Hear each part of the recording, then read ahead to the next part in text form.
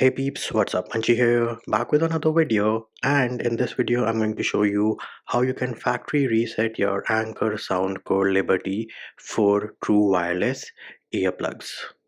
The first step here is to forget the device or your SoundCore Anchor Liberty 4. So in my case, I will go into settings, Bluetooth, tap on this eye on the right hand side and say forget this device.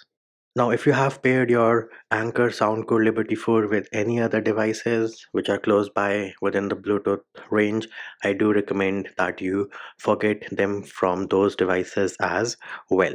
Next thing we need to do is we are going to open the case on the SoundCore Liberty 4, and then you have a button right here. So this here is a button over here, and you need to press and hold this for 10 seconds. So let us do that. 1, 2, 3, 4, 5, 6, 7, 8, 9, 10, and then bam, there it is. You saw those flashes.